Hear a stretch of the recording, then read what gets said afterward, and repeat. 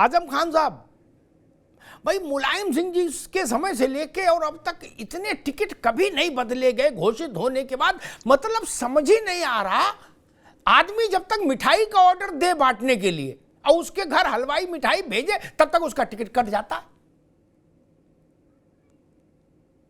नहीं। और अब ये नया मामला आ गया कि चाचा ने कहा कि ना आदित्य लड़ेंगे चूंकि हम नौजवानों को आगे बढ़ाना चाहते हैं। ये बात इतनी देर से क्यों समझ में आई? चाचा को अपनी आयु तो उस दिन भी पता थी कि वो नौजवान नहीं जिस दिन उनका टिकट घोषित हुआ था। नहीं, नौजवानों को आगे लाना है, ये बात पहले से पता होनी चाहिए थी। नहीं, कंफ्यूजन लग रहा है कहीं मित्र। आजम खान साहब। जी जी जी जी अमिताभ सर, ये बात कल ही सामने आई है और उन्होंने राष्ट्रीय नेतृत्व से कहा है कि अगर आप उचित समझें कि मतलब वहां का कार्यकर्ता ये चाहता है कि युवा आदित्य जो है चुनाव लड़े, तो यकीनन अगर राष्ट्रीय अध्यक्ष अखिलेश यादव जी, माननीय अखिलेश यादव जी का निर्णय होता है तो ऐसा होता है। लेकिन मेरा मानना है सर, अगर वो अपने बेटे को चुनाव लड़ाने जा रहे हैं तो कहीं ना कहीं और उनका स्टेक और ज्यादा लगेगा, चुनाव और मजबूती से वो चुनाव को लड़ाएंगे। कहीं न कहीं अपने लिए शायद उन्हें लगता है कि भाई मैं तो एक सदन में हूं ही, वो विधानसभा के सदस्य हैं, कई बार से हैं, बहुत वरिष्ठ नेता है, और हम लोगों को पूरी उम्मीद है कि अगर माननीय शिवपाल यादव जी कोई ऐसा निर्णय ले रहे हैं तो उन्होंने बहुत सोच समझ के लिया होगा, और राष्ट्रीय अध्यक्ष जी भी आशा करते हैं कि शायद उस निर्णय का वो करें। नहीं, आजम खान साहब, मसला ही नहीं, रामपुर में हमने देखा कैसा कटा जुज्ज हुआ, हमने मुरादाबाद में देखा, और सबसे हास्यास्पद स्थिति हमने नोएडा में देखी। यहां तो आदमी मतलब पागल हो गया, टिकट होल्ड कट गई, होल्ड कट गई, ऐसा लग रहा था पतंग का पेच लड़ रहा है क्या, वो काटा, ऐसी स्थिति हो गई थी। लेकिन मेरा सवाल रामपुर में सर अधिकृत प्रत्याशी मोहल्ला नदवी ही थे, भाई, जो कुछ वहां के लोकल नेताओं ने गड़बड़ी की थी, राष्ट्रीय अध्यक्ष जी ने उसको संज्ञान लिया है और यकीनन उनके ऊपर अनुशासनात्मक कार्रवाई होगी। जिन लोगों ने इस तरह से बिना फॉर्म ए और बी के फॉर्म जाके फॉर्म भरा है, उनके ऊपर अनुशासनात्मक कार्रवाई होगी। और रहा सर नोएडा के अभी भी हमारे जो पहले प्रत्याशी थे सूर्य नागर सर, वही अभी प्रत्याशी हैं। उम्मीद करते हैं कि अब जो है प्रत्याशियों का जो चयन। आजम खान, एक मिनट रुक जाओ, एक मिनट रुक जाओ। मसला ये नहीं, सबके आपके अधिकृत प्रत्याशी वहां इमाम साहब हैं रामपुर में, ठीक बात है, वो लखनऊ वाली सपा के हैं, लेकिन एक सपा आजम खान की चलती है रामपुर में, उम्मीद है उसका आपको संज्ञान होगा। वहां दो सपा हैं, एक लखनऊ वाली सपा रामपुर में और एक आजम खान वाली। अभी आजम खान वाली सपा को तय करना है कि हमको क्या करना है। वहां भी गोट फंसी, अरे जाओ भाई, वही सपा होगी। और आप आशा करिए कि जो मोहबिल्ला नदवी है वही मुख्य रूप से मेरे आशा करने से क्या होगा भैया, आशा मेरे करने से क्या होगा, आजम भाई को समझ आएगी बात तो बात बनेगी। प्रेम नारायण सिंह जी, आपका असर इन पे आ गया या इनका असर आप पर आ गया, जो भी हो, आपका नेतृत्व भी बाकी सबसे कह रहा वीर तुम बढ़े चलो, भाजपा से मोर्चा लो, डरो मत, क्या? और जब कार्यकर्ता पूछता भैया आप आओगे लड़ने चुनाव, कहते हम वायनाड में हैं। नहीं, कार्यकर्ता से कह रहे हो लड़ो मत, मोर्चा डरो मत, मोर्चा खोल दो, कुर्बानी दे दो। कार्यकर्ता पूछ रहा है कि दीदी लड़ेंगी रायबरेली से, बोले अभी पता नहीं। बोले भैया लड़ेंगे अमेठी से, बोले अभी पता नहीं। और जहां वायनाड गए वहां सीपीआई वाले पूछ रहे कि यहां क्यों आए। नहीं प्रेम नारायण जी। अमिताभ जी, पहली चीज तो यह है कि हमारे यहाँ कहीं कोई कंफ्यूजन 1% नहीं है, ना नेताओं में ना कार्यकर्ताओं में जी। कंफ्यूजन तो इस कंफ्यूजन की स्थिति उनके यहाँ है जो आज ना केवल भारत के, इस दुनिया के, बल्कि संपूर्ण ब्रह्मांड के तथाकथित सबसे बड़े पार्टी वाले हैं, वो सीटें डिक्लेयर नहीं कर पा रहे हैं। भाई आप छोड़ दो सामने वालों की तैयारी कहां चल रही है, आप अगर पूरे ब्रह्मांड के सबसे स्वयंभू है, आप घोषित करो, आगे बढ़ो। रही बात, अगर राहुल गांधी जी वायनाड चले गए तो इस देश के इतिहास में पहली बार नहीं हुआ है। अब आप कहेंगे नहीं नहीं, गांधी परिवार उत्तर प्रदेश से लड़ता रहा है, अब उत्तर प्रदेश से क्यों चले गए। राजनीति में कुछ भी स्थायी नहीं होता अमिताभ जी, आप शायद इस चीज को मानेंगे। और इस चीज को हमेशा इस बात से जोड़ देना कि नहीं चले गए, जब गुजरात का नेता उत्तर प्रदेश में आकर के चुनाव लड़ सकता है, उत्तर प्रदेश के नेता पश्चिम बंगाल में जाकर के चुनाव लड़ सकते हैं, कहीं भी जब इधर का नेता उधर जाकर के चुनाव लड़ सकते हैं, तो हमारे नेता ने अगर कोई पूरे देश के अंदर, हिंदुस्तान के बाहर तो है नहीं, हिंदुस्तान के अंदर कहीं भी कार्यकर्ता, भारतीय राष्ट्रीय कांग्रेस पार्टी का अगर कार्यकर्ता है, चाहे वो वायनाड का कार्यकर्ता हो, चाहे वो महाराष्ट्र का कार्यकर्ता हो, चाहे मध्य प्रदेश का हो, चाहे उत्तर प्रदेश का हो, चुनाव तो कार्यकर्ता ही लड़ रहा है। जहां भी कार्यकर्ता बुला रहा है, जहां भी जा रहे हैं, वो कार्यकर्ताओं के बीच है। समस्या ये नहीं है, समस्या इस चीज की ये नहीं है कि भाई इधर से छोड़ गए उधर चले गए, ये नहीं है। समस्या ये है इस समय उसको परसेप्शन क्या बन रहा है या कैसे बनाया जा रहा है। मैं तो कह रहा हूं ना, सवाल तो वो उठता है जो अपने आप में सबसे शक्तिशाली है, वो क्यों घोषित नहीं कर पा रहे हैं। ठीक है, अभी रुके, दोबारा में आएंगे। प्रेम नारायण जी, सबसे बड़ा सवाल आपने 2-3 बार कहा, तो मैं बताऊं, एक कांग्रेस के संदर्भ में सबसे बड़ा एक सवाल ये भी है कि ये देखो कि आदमी रुक क्यों नहीं रहा आपके घर पर।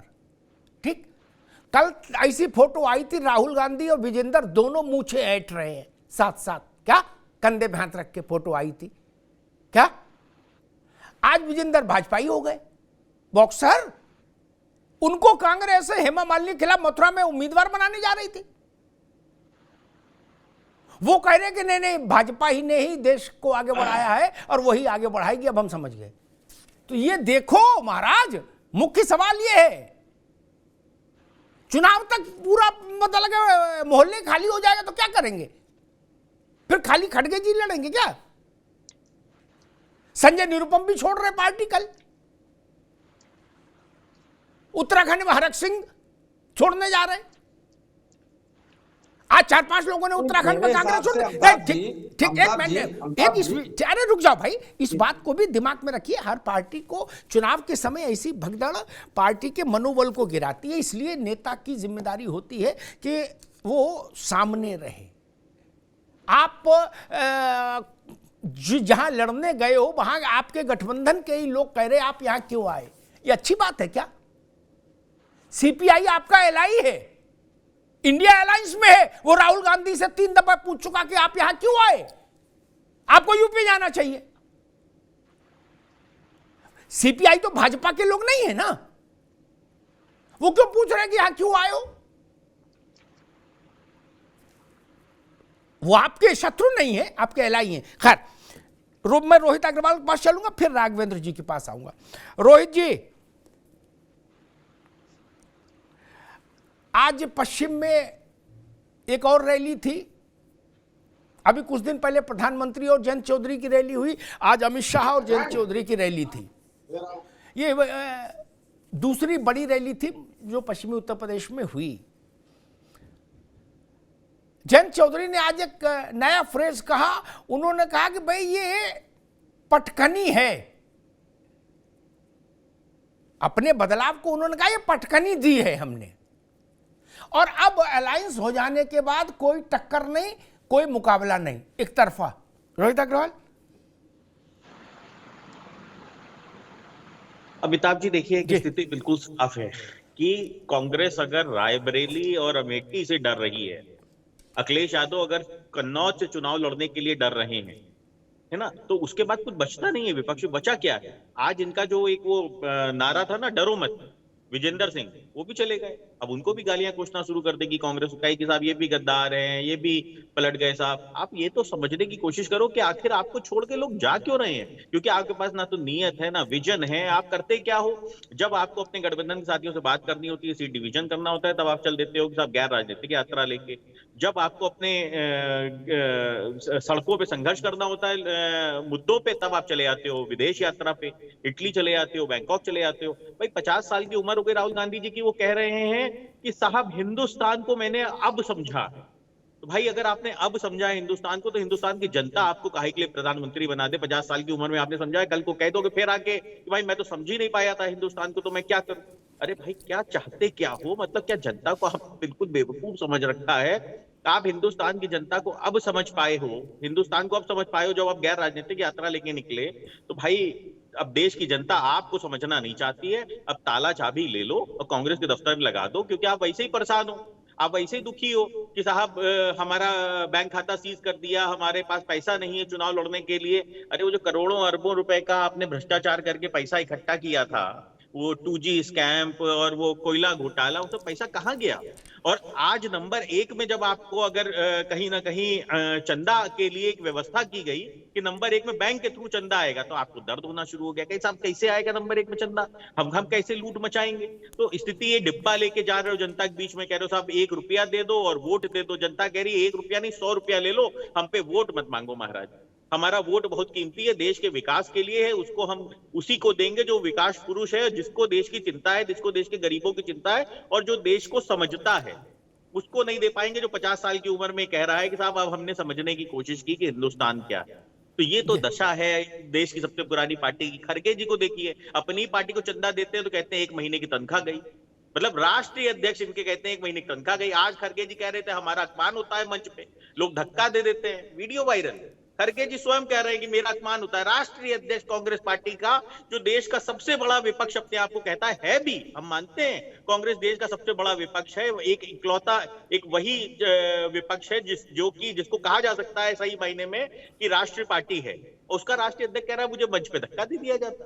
तो आप खुद समझ सकते हैं कि मतलब क्या बचा क्या है इसके अंदर, विपक्ष के अंदर। ठीक है रोहित भाई, एक तो मैं ये कहूंगा कि समझना चाहते हैं चुनाव नहीं है, कहीं चुनाव नहीं, क्योंकि जनता कह चुकी है कि महाराज। रोहित अग्रवाल अभी रुकना होगा, मैं बीजेपी के पास चलूं उससे पहले 2 बात कहूं। एक तो मैं कहूंगा भाई खड़गे जी बुजुर्ग नेता है, उनका सम्मान और सुरक्षा दोनों सुरक्षित रहनी चाहिए, सम्मान भी रहना चाहिए और सुरक्षा भी रहनी चाहिए, उनको धक्का मुक्की ना करो।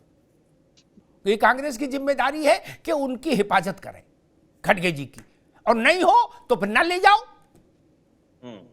फिर काय को घुमाओ उनको, फिर घर से ही ANI पर बुलवा दो जो बुलवाना है, मान लो सुरक्षित तो रहेंगे। धक्का मुक्की में बुढ़ापे में कहीं आदमी चोट चपेट आ जाए, चुनाव धरा रह जाएगा, आफत हो जाएगी। और दूसरी बात मैं कहूंगा कि आप सबके लिए कह सकते हो कि ये डरपोक, ये डरपोक, ये डरपोक, ये डरपोक। विजेंदर के लिए तो डरपोक कोई नहीं कह सकता ना, विजेंदर तो डरपोक नहीं है, उसका तो मुक्का बोलता है। बाकी जो राजनीतिक लोग गए उनको तो कांग्रेस के लोग कह सकते हैं ये कायर हैं, लेकिन विजेंदर तो बहादुर है, वो क्यों छोड़ गया? ये सवाल उठेगा, इसलिए मैंने कांग्रेस से कहा था इस बात पर ध्यान रखिए। राघवेंद्र सिंह जी, क्या विपक्ष के बड़े नेता उत्तर प्रदेश में लोकसभा चुनाव के रण से खुद को दूर रखना चाहते हैं, ऐसा इंप्रेशन दिख रहा है? अखिलेश जी, शिवपाल सिंह यादव, राहुल गांधी, प्रियंका गांधी, कारण सबके अलग हो सकते हैं, लेकिन एक ट्रेंड दिख रहा है मुझको। मायावती जी लड़ती नहीं चुनाव। नहीं अमिताभ जी, आप बिल्कुल सही कह रहे हैं, सिर्फ अंतर इतना है कि लोग सब एक ही विचार से प्रेरित हैं, ये भली प्रकार से जानते हैं। उत्तर प्रदेश की जनता हमको बिल्कुल इग्नोर कर चुकी है, इनकी जो विश्वसनीयता है आज की तारीख में उत्तर प्रदेश में बिल्कुल शून्य पर है। आप अभी देखिए हाल के चुनाव परिणाम, पुराने चुनाव परिणाम तो छोड़ दीजिए, अभी उत्तर प्रदेश में 2 लोकसभा चुनाव पे हुआ था, आजमगढ़ और रामपुर पे, जिसमें जो है समाजवादी पार्टी और भारतीय जनता पार्टी का सीधे सीधे मुकाबला हुआ था। क्या गति हुई थी समाज पार्टी? अखिलेश यादव प्रचार तक में नहीं गए थे अमिताभ जी, वो भली प्रकार से जानते थे कि उत्तर प्रदेश में इनकी क्या गति है, वो जानते थे चुनाव लड़ने से पहले हार चुके थे। अमिताभ जी, वास्तविकता ये है, ये लोग जो चुनाव होने जा रहा है लोकसभा चुनाव में, वो भली प्रकार से समझ गए हैं कि हमारी परिणति क्या होने जा रही है। ये लोग सिर्फ रस्म अदायगी कर रहे हैं और भारतीय जनता पार्टी को घेरने का काम कर रहे हैं। अरे भाई अपनी बात बताइए, हमेशा भारतीय जनता पार्टी को घेरने का काम करते रहते हैं। कांग्रेस का सरकार देश में रही है, 60 साल लगातार रही है, समाजवादी पार्टी की उत्तर प्रदेश में 4 बार सरकार रही है, कोई तो काम किया होगा।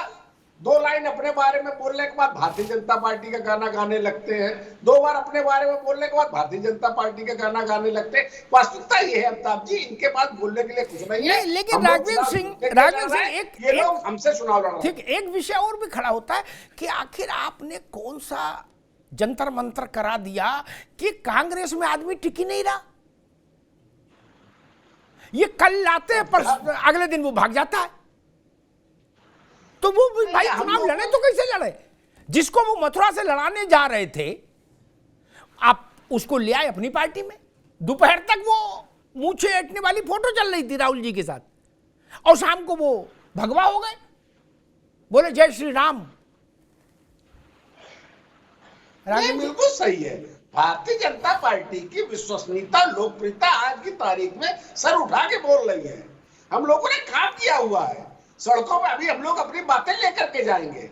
हम लोगों ने उत्तर प्रदेश को किस तरीके से बढ़ाया, किस तरीके से विकास की गंगा बहाई, क्या क्या काम किया, सुशासन के विषय में क्या क्या काम किया। वैसे तो उत्तर प्रदेश की जनता 2012 के बाद से लेकर 2017 के बाद से लेकर बराबर बताती रही है। परिणामों में विभिन्न चुनाव हुए हैं, 2 बार विधानसभा चुनाव हुए, 2 बार लोकसभा चुनाव हुए, नगर पंचायत चुनाव हुआ, जिला पंचायत चुनाव हुआ, नगर निगम चुनाव हुए। सब में समाजवादी पार्टी कांग्रेस को धूल दूषित करती रही है।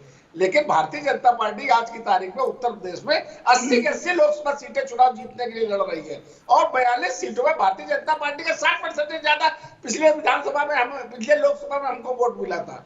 60% में भारतीय जनता पार्टी, 40% में समाज। ठीक है राघवेंद्र भाई, लेकिन अखिलेश यादव जी कह रहे हैं 80 हराओ भाजपा भगाओ।